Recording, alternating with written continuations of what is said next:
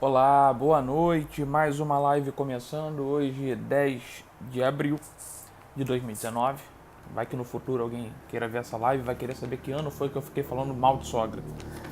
Bom, o tema de hoje é sogra, né? Um tema muito importante, muito interessante, porque gera muita polêmica, né? Parece que todo mundo teve ou tem medo de no futuro vir a ter problemas com sogras. E como vocês sabem, quem acompanhou pelo menos aqui no Instagram, esse tema surgiu a partir de uma pergunta que eu fiz: qual tema seria interessante para a gente conversar aqui ao vivo? E aí uma pessoa mandou que seria sobre é, sogras que se intrometem no casamento. Como seria um tema muito específico e o texto ficaria muito longo, eu resolvi resumir um pouquinho para sogra. Então eu vou dar boa noite a quem está chegando aí, a Jéssica, a Jussara, a Thaisa, a Camila, a Luane, a Lorena e a todo mundo que estiver chegando aí. Obrigado, boa noite. Caroline Andrade, tia Martinha, obrigado por estarem ao vivo aí. E eu comecei me questionando e divido essa questão com vocês, né? Por que o problema é a sogra e não o sogro? Porque que em geral, obviamente, que eu estou fazendo um recorte, sempre é bom explicar, porque tem sempre pessoas para dizer que, mas olha só, tá generalizando, piriri, pororó. Então, estamos falando sobre médias, né? E em média, é mais frequente nós termos problemas com sogras do que com sogros, por mais que existam pessoas com problemas com seus respectivos sogros.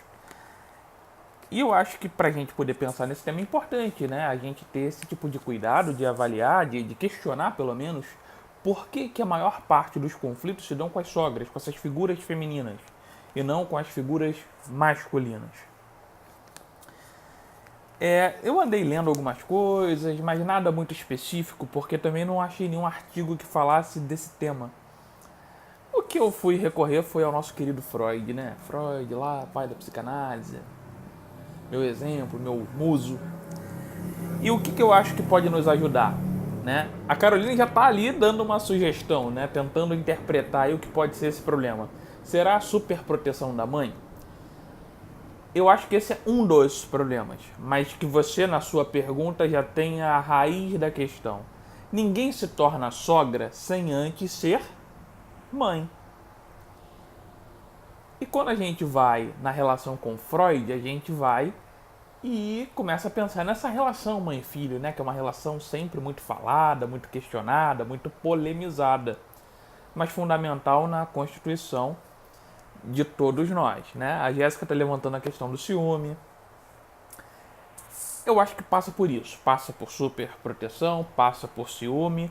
O que a gente precisa avançar é entender por que essa dinâmica é tão vulnerável à superproteção, a ciúme e a tantas outras coisas, diferente de outras relações.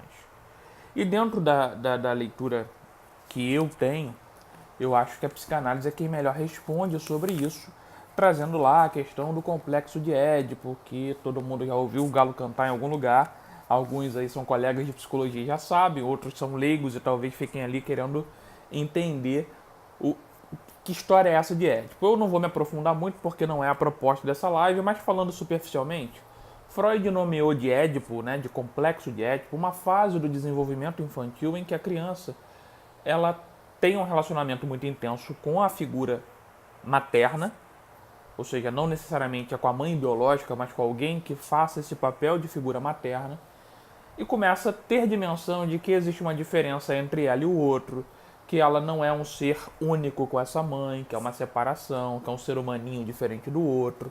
E entra aí um terceiro nessa história, que Freud chamou de pai ou de figura paterna. O áudio está chegando muito baixo. Eu não sei aí se todo mundo está tendo esse mesmo problema. Por favor, me avisem. Obrigado, Pris Terra. Em princípio, eu não estou fazendo nada muito diferente, não. Então, eu não sei se pode ser algum mau contato aqui, alguma coisa assim. Mas se tiver mais alguém aí para dar um feedback sobre o áudio, eu agradeço. Então, voltando ao raciocínio sobre o complexo de Édipo, É uma relação intensa com a mãe, até que entra um terceiro, que Freud chamou de pai, mas que na verdade também não tem que ser o pai biológico, e sim essa figura paterna, que pode ser um outro, um terceiro mesmo, pode ser uma avó, pode ser um avô, pode ser um pai, pode ser o trabalho, pode ser qualquer coisa que tenha a função de interdição desse, dessa entrega tão grande da mãe com o seu bebê, com o seu filho, né? A Jéssica tá dando feedback de que tá ouvindo normal. Então, Pri, pode ser um problema do seu áudio, né? Tenta ver o que está acontecendo aí, se de repente não tem como aumentar o seu volume. Então, tendo esse panorama inicial do complexo de Édipo, eu acho que isso desenha um pouco, ou nos dá condições de desenhar um pouco o que vai acontecer no futuro. Esse bebê, assim como coloca essa mãe num lugar especial, porque é a primeira figura de amor que ele tem, para as mães, de um modo em geral, esse bebê também ocupa um lugar especial. Ele é um ser que traz uma ideia inconsciente, com muita fantasia, de completude, de plenitude, né? E muitas mulheres na gestação se sentem plenas. E não é regra, porque cada ser humano é um e tem pessoas que têm um grande prazer em estar grávidas e outros que não, né? Então estamos sempre aqui ressaltando que é um recorte sobre um aspecto. A partir do momento que essa relação acontece, que esse bebê ocupa esse lugar especial, ele vai ter sempre, ou vai trazer sempre, essa memória e esse aspecto de um completude, de satisfação. E não importa aí se é um filho homem ou se é uma filha mulher, se é um menino ou uma menina, importa que é um filho, né? E que não necessariamente tem que ser biológico. Vamos fazer essa ressalva. A gravidez emocional aí e um bebê adotivo, ele também vai trazer, vai despertar esses aspectos que a gente está falando aqui, certo? Ressalva feita.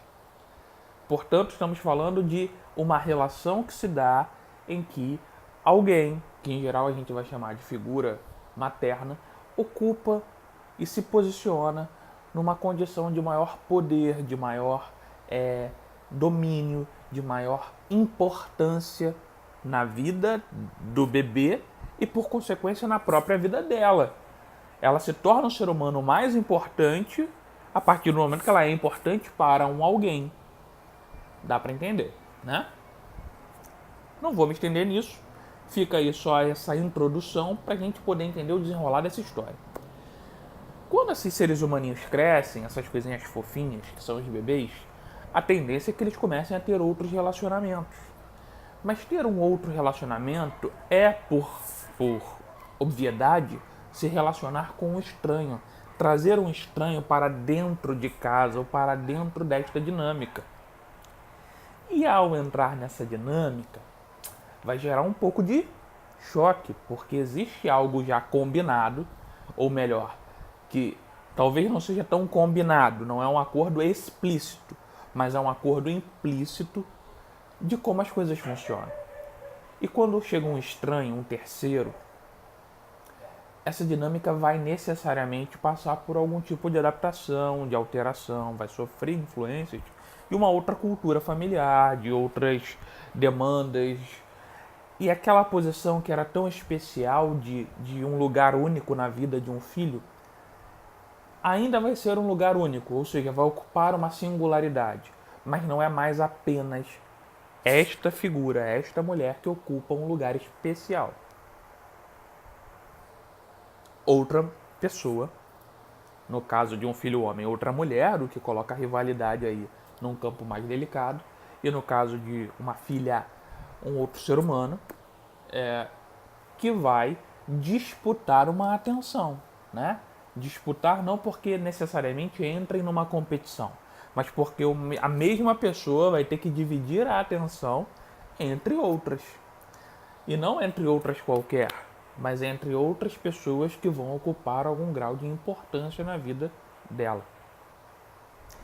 E aí o que acontece, e por isso a pergunta inicial, por que a sogra e não o sogro, é porque essa dinâmica é muito mais forte, em geral, para o universo feminino. O universo feminino tem uma dinâmica com essa relação filial muitas vezes mais intensa do que o universo masculino. Ah, você está dizendo então que a mãe ama mais o filho do que o pai? Não, não estou falando isso.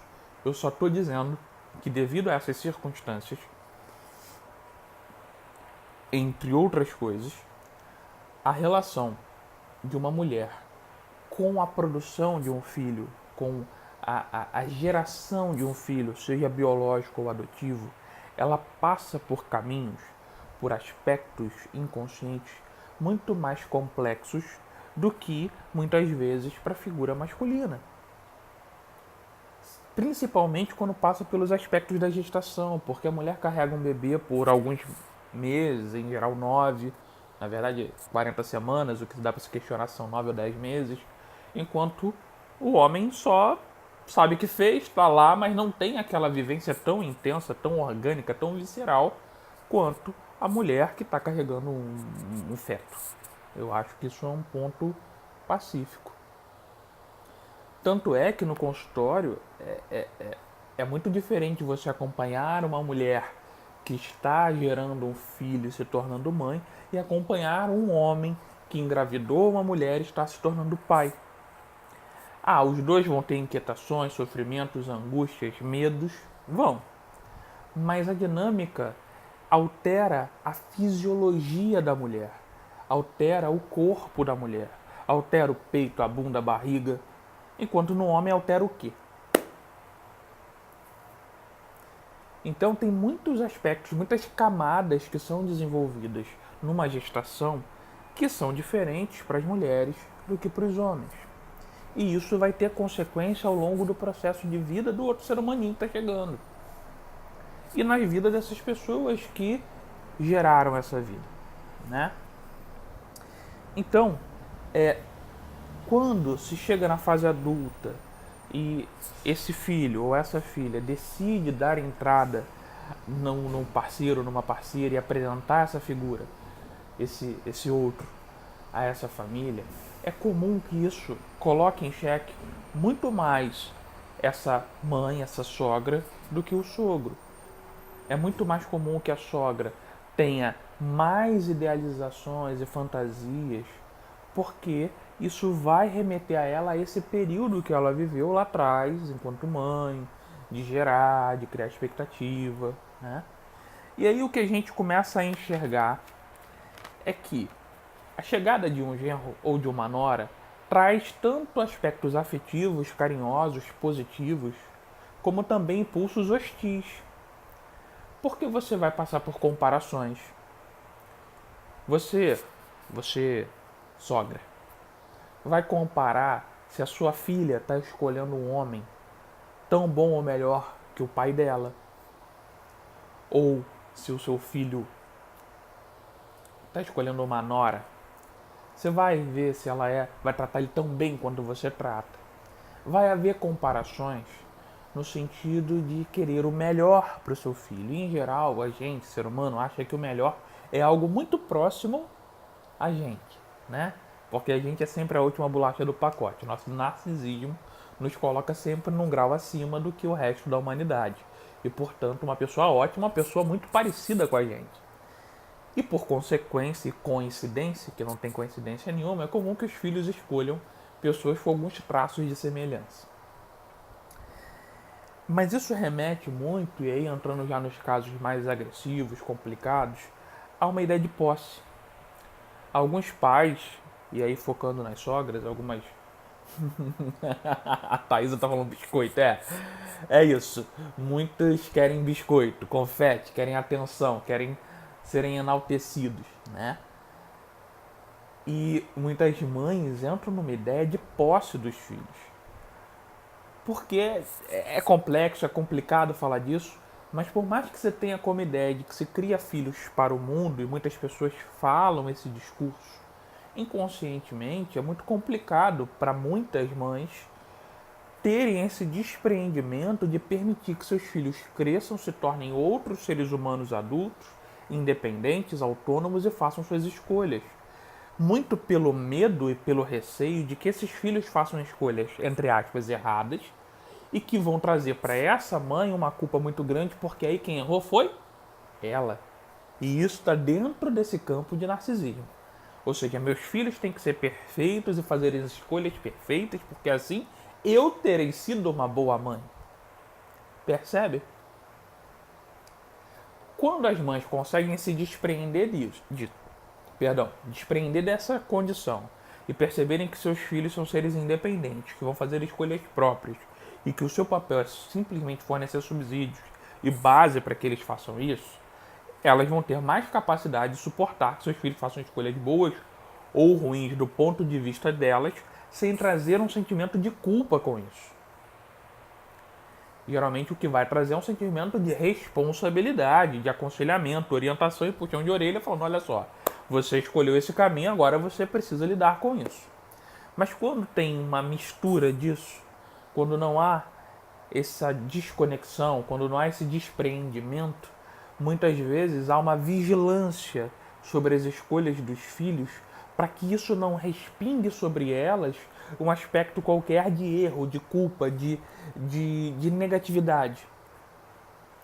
E, portanto, são pessoas que seriam bom que fizessem assim, uma terapiazinha, né? Para entender que são seres humaninhos diferentes. Mas, seguindo nossa conversa, há um sentimento de posse, há um receio de uma culpa futura, por isso um vigiar das escolhas dos filhos, há sempre uma comparação de quem é essa pessoa que está chegando e quais são os critérios e se atendem o checklist dos valores ideais dessa família, porque toda família tem seus ideais, valores e suas fantasias e ficam ali fazendo um ranking, né? Porque fulano, seu primeiro namorado era muito melhor do que esse. Ele trabalhava, esse daí é um vagabundo e por aí vai, né? Ou se é uma mulher, mas fulana pelo menos era educada, essa daí é antipática. E geralmente há uma simpatia enorme pelas ex, né? Ex geralmente é sempre melhor do que atual. E não que seja verdade, mas é sempre mais fácil para você poder favorecer a um atrito na relação, né? E muitas vezes as pessoas que agem assim, as sogras que agem assim, não estão fazendo com a intenção consciente de prejudicar. Mas inconscientemente pode ser que tenha ali um ganho secundário, né? Uma pequena contribuição para que a relação se torne um pouco mais desafiadora para os filhos, sabe? Exatamente para que não larguem a mamãe. Então a gente tem muitos aspectos aí que estão em jogo nessa dinâmica de sogras, genros e noras. Há também um impulso de manter o domínio da relação dentro de casa, ou mesmo da relação em si, né? Se é uma mãe muito presente, muito dominadora, que quer ter sempre essa atenção dos filhos, você vai começar a ver essa dinâmica antes deles terem namorados, mas na relação, por exemplo, com o pai.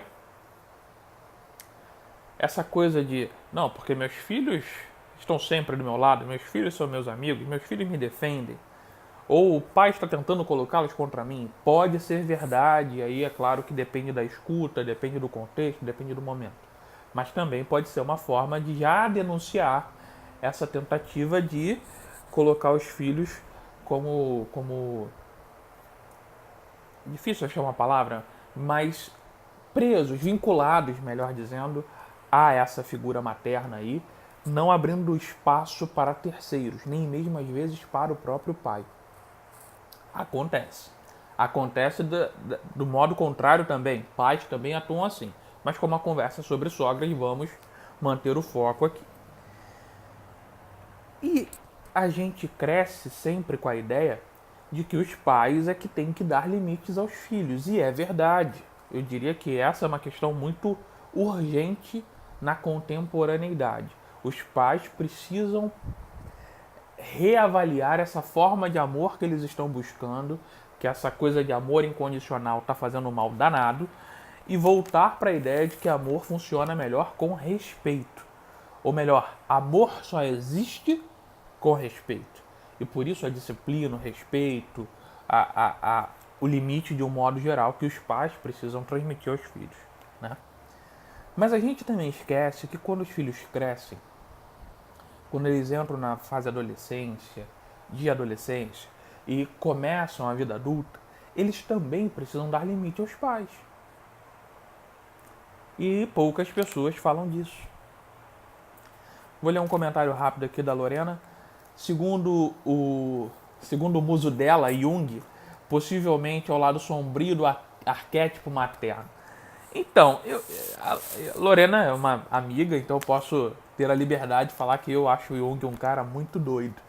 Mas tem essa questão aí dos arquétipos, né? Arquétipo materno, arquétipo paterno, arquétipo disso, arquétipo daquilo.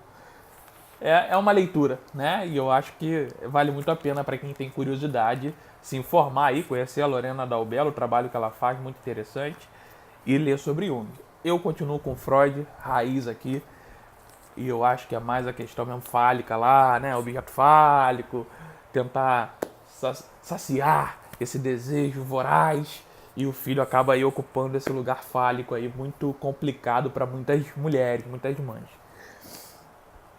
E quando a gente fala dos limites, boa noite Silvio, Priscila Gomes, Camila Belas, Psi Wagner Vaz, Gisele Luquezzi, Dalícia, Luane.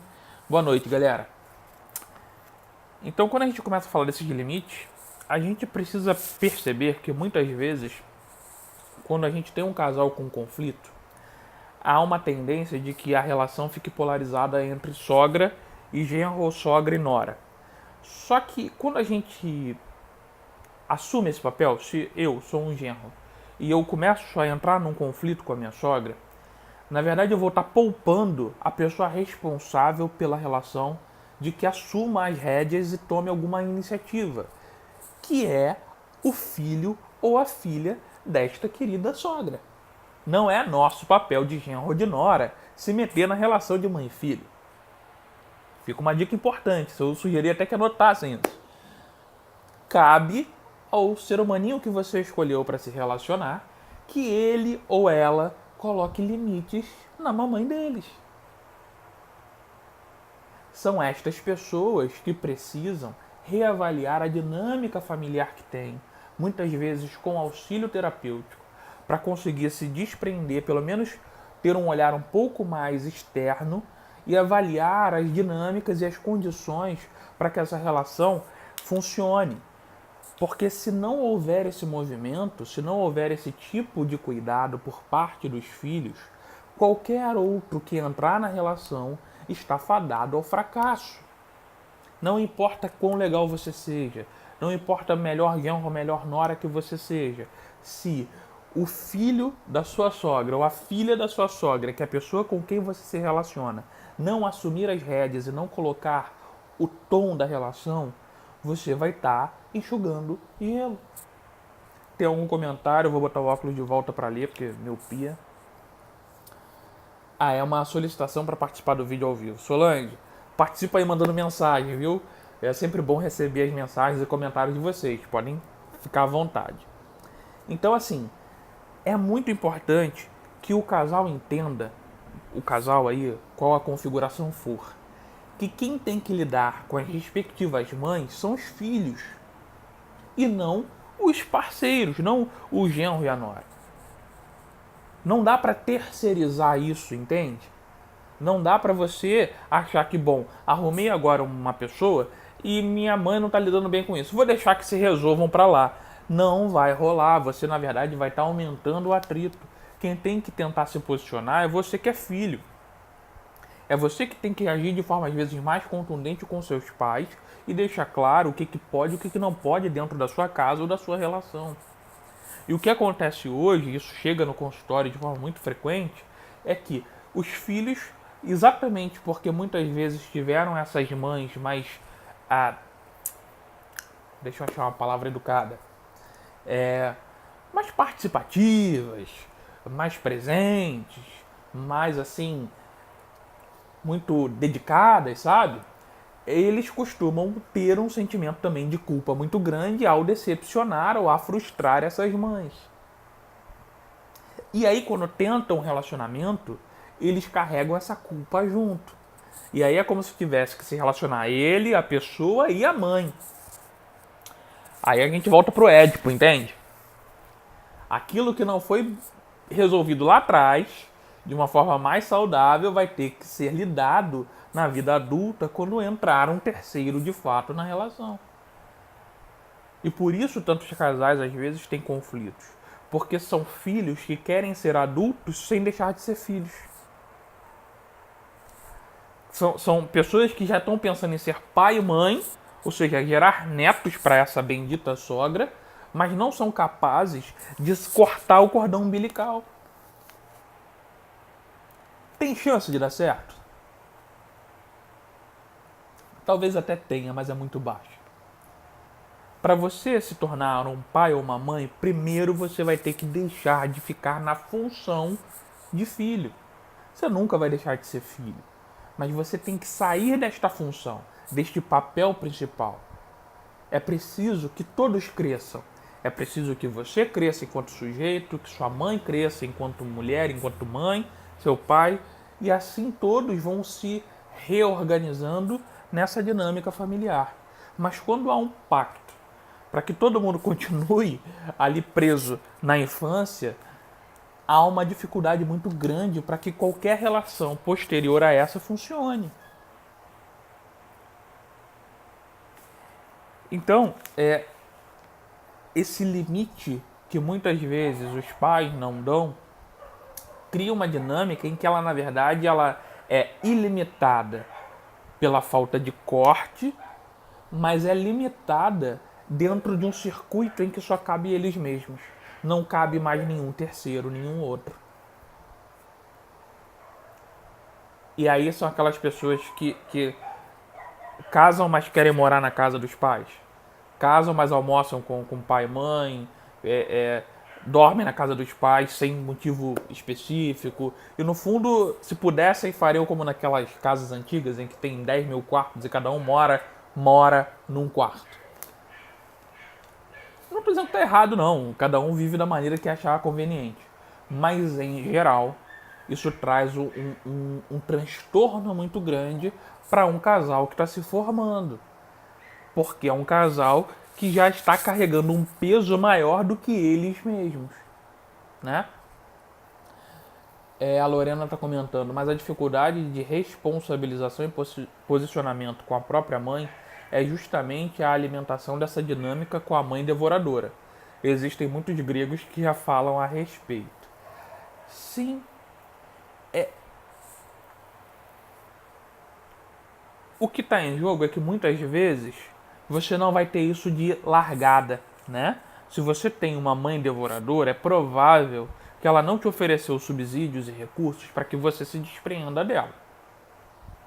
Só que a partir do momento que você cresceu, que você se tornou dono do seu nariz, seja pela lei ou pela capacidade física, ou capacidade intelectual, ou capacidade emocional, pela via que for, você já tem condições de começar a implementar mudanças. Pode procurar ajuda, pode se afastar ou se aproximar de pessoas que tenham maior afinidade com essa sua nova condição. Não dá, e isso é um alerta forte, não dá para ficar esperando que papai e mamãe mudem por milagre. Não vai rolar. Quem promove mudanças é quem quer mudar. E a primeira mudança é você não participar mais do jogo que existia. Se você tem uma mãe devoradora, como a Lorena está nomeando, ficar ali retroalimentando isso vai te fazer infeliz em algum momento. Porque você não vai estar tendo direito a usufruir da sua própria existência, porque você vai estar colocando ela em função de agradar a sua mamãe. E esse processo é doloroso porque geralmente a mãe devoradora, ela dá por um lado e cobra por outro. É aquela pessoa que faz tudo por você, nunca te diz não, mas o dia que você ameaça dizer que não pode, ela diz que está passando mal, que o filho é ingrato, que o mundo vai cair, que Deus está vendo. E no fundo é uma grande chantagista. Então, se você é filho de uma mãe assim, toma cuidado na hora que for escolher sua parceira, tá? Pode ser que o dedinho podre atue e você escolha alguém bem parecido. Mas é importante esse alerta no sentido de que cada ser humano, ele é do jeito que ele pode ser. A gente não tem como avaliar as histórias de cada uma das pessoas, mas provavelmente tudo tem uma origem no passado, na relação da dinâmica familiar da sua mãe e por aí vai.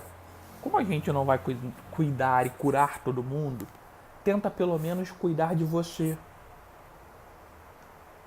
Eu costumo sempre falar disso, né? O conceito de maldição em psicanálise, ele é muito diferente desses conceitos espirituais ou espiritualistas.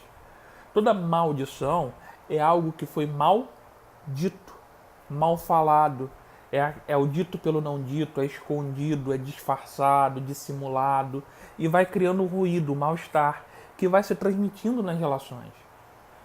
Até que alguém resolve cortar isso colocando as coisas às claras. Não é esfregando na cara do outro, mas é colocando as claras para a própria pessoa. É se encarando no espelho e avaliando o que está carregando dos seus antepassados. Não por via genética, mas por via emocional.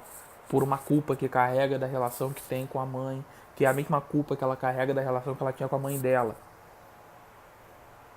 Que é porque você, infelizmente, tomou uma decisão na vida que traz consequências e algumas são irreversíveis e você fica se martirizando para sempre e transmite isso para o seu filho, que também vai ter culpa, sem nem saber de onde veio, entende?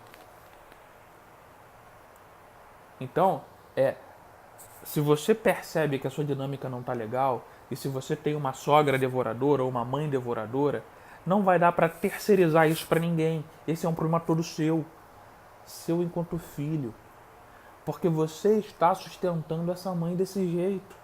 Se você tem uma sogra que entra na sua casa, que diz que você trata mal o filhinho dela ou a filhinha dela, é porque alguém deixou ela entrar. É porque alguém contou para ela. O pior erro que a gente pode cometer é falar mal do nosso parceiro ou da nossa parceira para nossa mãe. Porque a pessoa vai tomar ranço, vai ficar com raiva, às vezes com razão. Só que nem sempre o que a gente passou ali naquele momento de raiva é suficiente para chutar a pessoa e trocar por outra. Então, se você tem algum problema com o seu parceiro ou com a sua parceira, fala pro amigo, fala pro seu analista, fala pro seu terapeuta, mas não fala pra sua mãe. A não ser que você esteja falando, não aguento mais, tô indo embora, preciso morar com você. Beleza, aí você tem que falar pra sua mãe mesmo. Não tem jeito. Mas ficar criando intriga exatamente para poder ficar testando, vendo se mamãe vai te defender, isso é uma infantilidade que é muito frequente, que as pessoas, na maioria das vezes, não fazem com consciência, elas fazem de forma inconsciente. Mas é bom alertar, é bom reavaliar, porque isso, em geral, vai trazer danos que vai dificultar que qualquer um tenha ou desenvolva uma relação saudável no futuro. Eu atendi um paciente adulto que ele tinha, se eu não me engano, 3 filhas, 2 com uma parceira e uma com uma outra parceira. E ele não conseguia manter nenhum relacionamento, porque a mãe dele, ele é adulto, mais de 40 anos de idade, estável financeiramente, com uma condição muito boa de vida, mas nenhuma era boa o suficiente para a mãe dele. Ela sempre achava um defeito. Ou era muito simpático ou era antipático. Ou não ia visitar ou visitava demais. E quando visitava não lavava a louça. E sabe, quando você percebe que a pessoa no fundo não tem a menor boa vontade. E ele em algum momento decidiu procurar ajuda, porque ele percebeu que não tinha solução, que não existia essa mulher perfeita que agradaria a mãe dele. Exatamente porque a única mulher que essa mãe queria que existisse na vida do filho era ela. E ele teve que procurar ajuda para poder se bancar no sentido emocional e falar, olha só, mãe, essa é a mulher que eu quero. Você tem o direito de não gostar, então o que eu posso fazer é não vir te visitar com tanta frequência. E colocou um pouco ela contra a parede, colocou ela um pouco para pensar, para ela perceber que ela podia ganhar ou perder. E a partir disso é que ela cedeu um pouco, entende? Houve um enfrentamento, sim, é preciso enfrentar nossos pais. Não é sair na briga.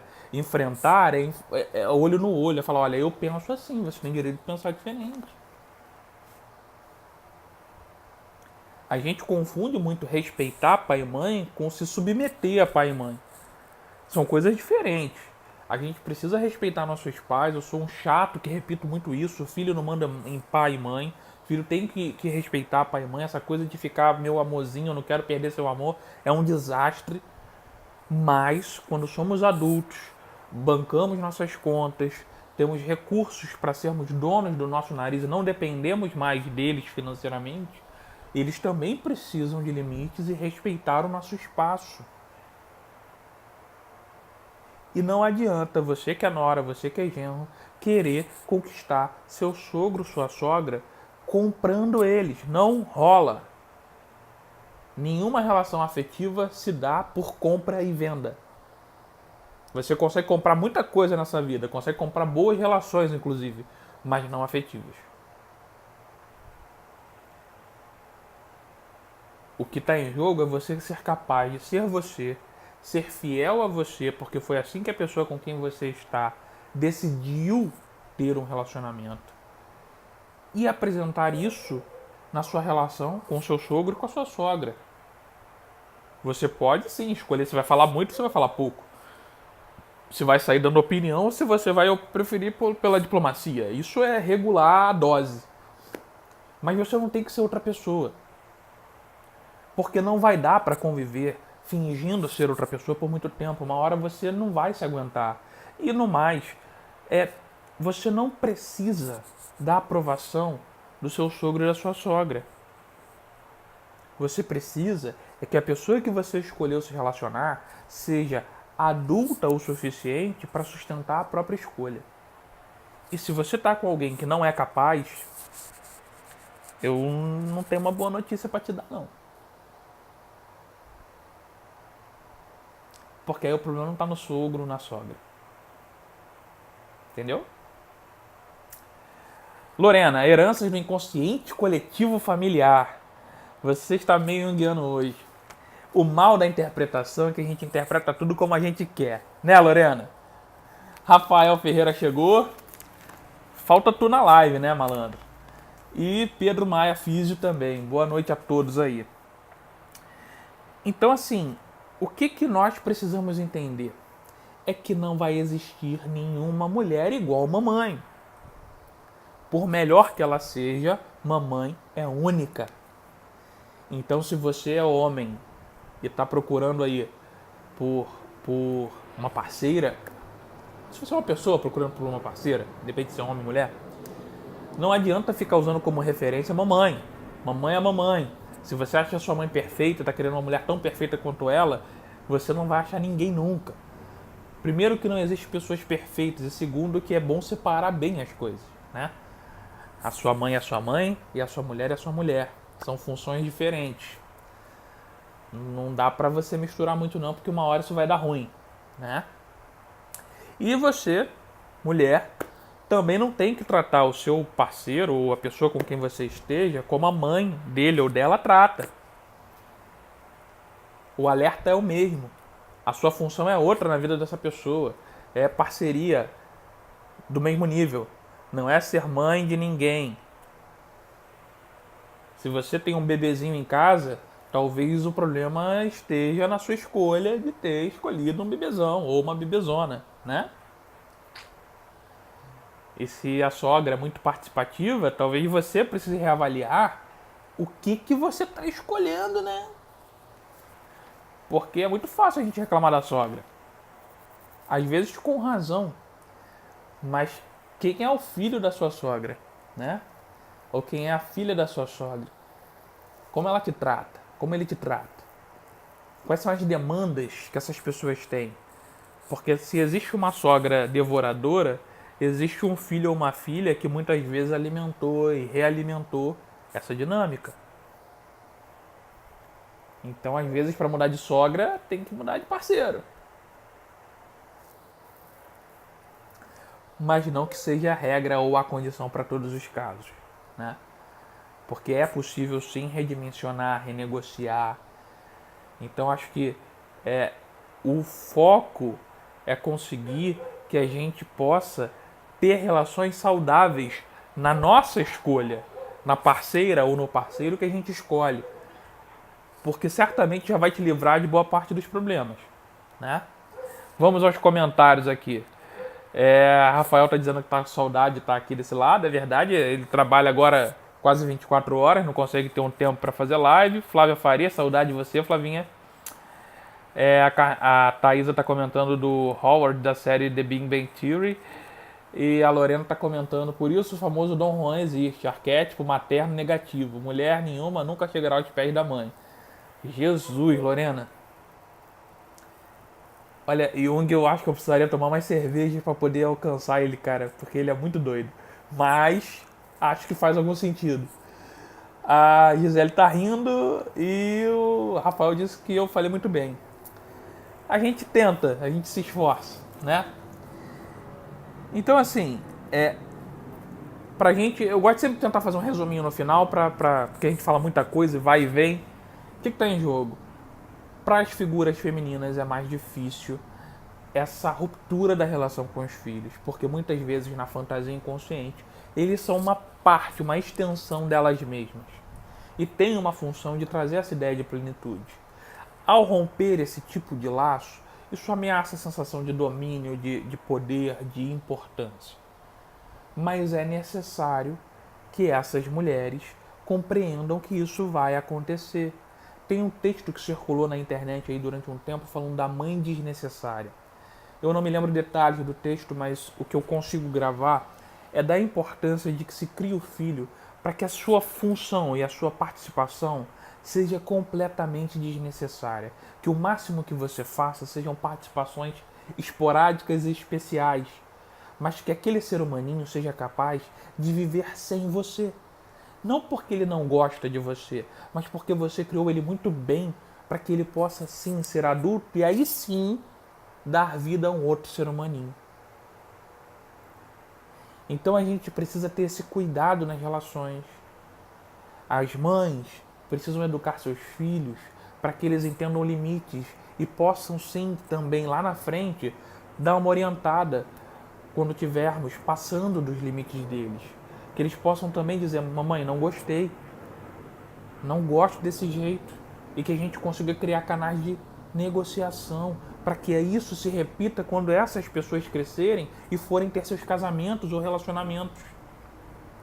E criar um filho é exatamente para que ele seja um adulto independente e possa tomar decisões e arcar com as consequências das decisões. E o que está em jogo não é se a decisão é boa ou ruim, é se ele é capaz de responder por elas. Isso é ser responsável.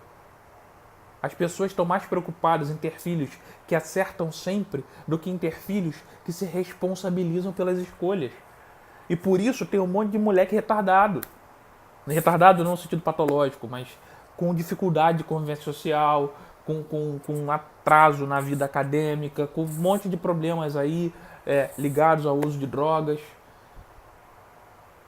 Então, assim, a gente precisa reavaliar a dinâmica familiar para que as pessoas possam ter dinâmicas na sua vida adulta mais saudáveis. E isso envolve escolhas de parceiros e parceiras. Vamos aos comentários que surgiram alguns. Rafael Ferreira, nossas escolhas. Talvez precisamos nos questionar se realmente fazemos nossas escolhas, né? Porque muitas vezes fazemos escolhas que nem são nossas. Sem dúvida, né? A gente é atravessado sempre por tudo que nos acontece, sempre por algum outro. Mas em algum momento a gente precisa assumir as escolhas que fazemos. Eu faço só essa ressalva no sentido de que não importa se você escolheu influenciado por A, B ou C. A partir do momento que você escolheu, o problema é teu. Banque, se vire com isso e não jogue nas costas dos outros. Thaisa Carneiro. Sogra com bichinho de estimação ajuda a deixar o filho com mais autonomia? Meio que transferir para o animal a carência afetiva do filho? Olha, Thaisa, eu acho que não, né? Agora, é claro, eu tô falando em tese, porque, veja bem, é claro que bicho de estimação vai ocupar um pouco da atenção dessa pessoa. Mas filho é filho, né? E um bichinho de estimação, ele pode até ter um parceiro ou uma parceira, mas é só no período do cio, né? Depois acaba. Já filho e filha, não é bem assim, né? Então eu acredito que os problemas sejam um pouco mais constantes e duradouros. no caso aí da sogra com filhos e não com bichinhos de estimação. Eu não sei se bichos de estimação dão conta dessa demanda e dessa carência. E Rafael está comentando, espero que entendam quando digo escolhas que não são nossas. A gente sempre espera, né? A Jéssica está dando uma sugestão que eu acho muito boa, que é colocar uma continuação nessa live quando nascem os netos. Que aí é gostoso, aí é bacana, aí é legal. Aí a gente vê o circo pegar fogo. E eu já vou fazer um comentário que eu ouvi de um paciente que eu achei muito legal. A frase é a seguinte: pais que criam filhos mimam netos. Pais que mimam filhos criam netos. Vou repetir. Pais que criam filhos mimam os netos. Pais que mimam os filhos criam os netos. Não vou explicar não, vocês vão entender ou vão tentar entender, tá bom? Porque eu achei essa frase, muito boa. E eu gostei da ideia da Jéssica de fazer uma continuação dessa live com esse tema sobre netos. Porque, vou te falar, eu atendo idosos, né? Pra quem não sabe, eu sou especialista em gerontologia, tenho um trabalho aí já de 9 anos com idosos. E a relação dos avós com os netos, ela às vezes é um pouco conturbada, né? Mas entra também nessa questão dos limites, né? Porque se você, como filho, não colocou limite na sua mamãe e no seu papai, na hora que você procriar, o problema vai junto. Então é bom lembrar disso. Digamos que se você não consegue colocar limite nem para enfrentar a relação que você tem com o parceiro ou com a parceira, porque a sua mãe está invadindo, ou o seu parceiro está permitindo que a sua sogra invada a relação, pensa bem se você vai querer procriar com essa pessoa, porque depois vai ficar ruim para tu. Lorena Dalbello, bancar as escolhas não é fácil, né, meu amigo? Precisa se desenvolver a personalidade. Acredito que esse início seja uma educação pedagógica com os próprios pais. Precisa ser designado a seguir o próprio caminho. Adorei a live, parabéns.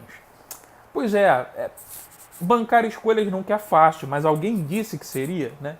Porque eu gostei desse comentário da Lorena.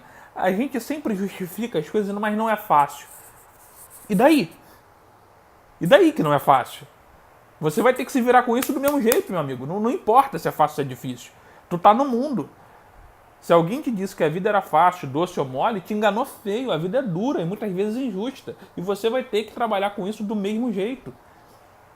Então, assim, ou você encara agora ou você vai encarar depois. O que está em jogo é qual o tamanho do problema que você vai enfrentar.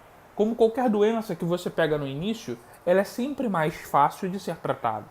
Depois que está consolidado, cristalizado, o pepino é muito mais complicado de descascar. Então, você precisa entender que dar limite aos seus filhos é a condição para que eles cresçam mais saudáveis. Caso isso não rolou, você vai ter que em algum momento enfrentar as consequências disso. Não vai ter escapatória. Ou vão ser filhos que vão ser peras que vão apodrecer na pereira, ou seja, não vão sair de casa nunca e vão ficar nas suas saias aí para sempre.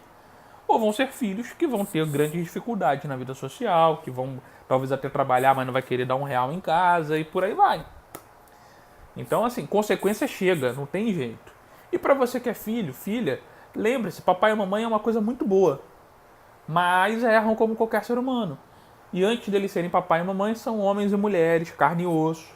Então a gente precisa também crescer e ajudá-los a crescer, a evoluir enquanto seres humanos, né? E às vezes é numa conversa, é numa orientação, é emprestando um livro, sugerindo um filme, trocando ideia, e às vezes falando, não vai rolar. Rafael, acho que se pensarmos no primitivismo, a função de um casal é procriar e oferecer um ambiente propenso à criação dos filhos, e que por fim os mesmos sigam suas vidas. Mas no jogo perverso, os pais entendem que a forma de manter de pé é cuidando dos filhos, ocasionando assim uma infantilização e adoecimento eterno desses filhos. E aí os filhos não crescem nunca. Como eu já falei aqui em algumas outras lives sobre separação, sobre... eu já nem lembro mais as lives que eu fiz, mas eu já fiz algumas lives aqui. Mas uma foi sobre separação. Muitos casais que falam que não se separam por causa dos filhos, adoecem os filhos para continuarem juntos.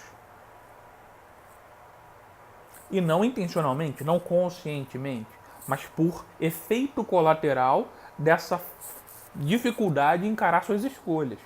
Então a gente tem que entender que quando a gente coloca um terceiro na nossa vida, seja parceiro, parceira, filho, a gente toma decisões e essas decisões vão respingar na vida dessas pessoas. O que a gente pode fazer é ser responsável, seja para tentar escolher melhor ou para lidar com aquilo que a gente escolher mal, porque faz parte da vida.